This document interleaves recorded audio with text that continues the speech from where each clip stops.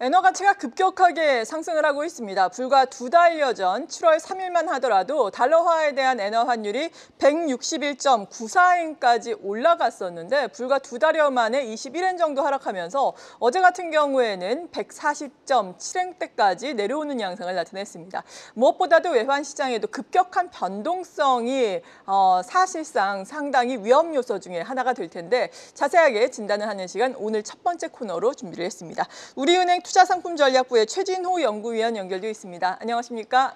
예, 안녕하십니까. 최진호입니다. 네, 일단 달러화 가치에 대해서 좀 알아보겠습니다. 어제 미국의 대선 후보 토론회가 있었는데 트럼프 후보가 우세하면은 달러 강세를 그리고 해리스 후보가 우세하면은 달러 약세를 시장에서는 좀 점쳤었습니다. 이에 따른 영향을 좀 받고 있는 것인지 향후 달러화 가치의 움직임은 어떻게 형성될 것으로 예상을 하고 계신지 궁금한데요. 예, 트럼프가 주장하는 그런 정책들이 강달러를 유발한다라는 것에 대해서는 크게 이견이 좀 없는 편인 것 같습니다. 다만 해리스 후보가 당선되면 그렇다고 해서 달러가 굉장히 크게 약해질 것이냐 하는 것에 대해서는 조금 의문을 갖고 있는 편인데요.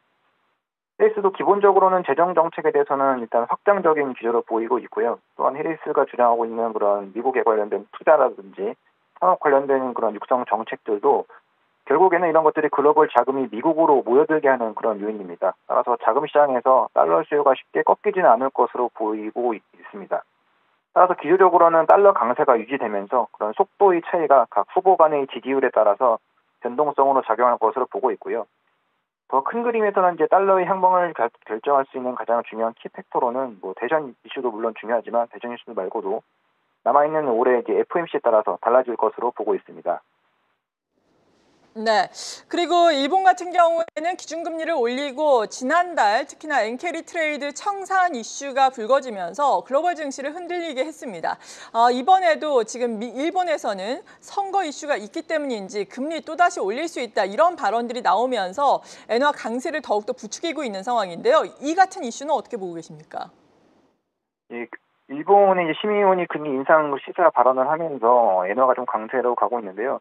기본적으로 엔화 같은 경우에는 미국과의 이제 금리 스프레드에 가장 민감하게 반응하는 그런 통화입니다. 그리고 다음 주 이제 FOMC를 시작으로 해서 연준은 이제 기준금리 인하 사이클이 본격적으로 진행될 예정이고요. 일본도 기준금리 인상을 추가적으로 계속해서 단행을 하게 된다면 일본과 미국 간의 그 내외 금리차가 줄어들면서 엔화는 강세로 가는 게 이제 방향성 측면에서 볼 때는 맞을 것 같습니다. 다만 현재 이제 미국과 일본의 기준금리 차이는 5% 포인트인데요. 10년물 그 국채금리 스프레드는 2.8%포인트밖에 되지 않습니다. 이 정도의 스프레드는 최근 1년간 가장 낮은 수준이고요. 그리고 미국 같은 경우에는 이미 채권시장에서 올해 말까지 총 100bp나 또는 내년 말까지 총 200bp나가 반영된 수준이라서요. 향후 엔화 강세가 진행된다 하더라도 그 속도는 이제 최근 한 2달처럼 그냥 가파르기보다는 좀 완만하게 진행될 것으로 보고 있습니다.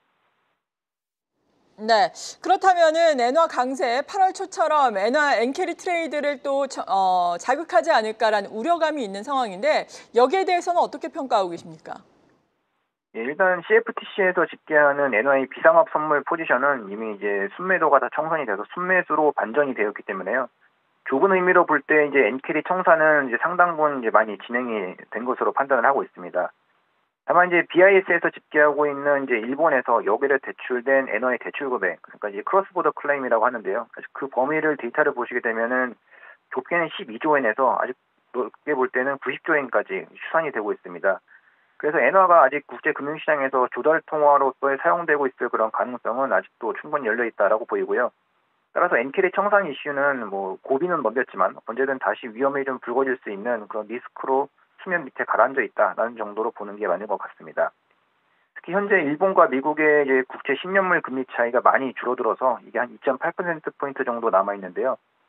금리 패리티로 이제 단순하게 산술 계산해보면 현재 엔달러 환율이 이제 142엔 정도라고 놓고 봤을 때 이게 만약에 138엔 정도까지 내려가게 된다면 또 한 번 이제 청산이 진행되면서 외환시장의 변동성으로 작용하지 않을까 이렇게 보고 있습니다.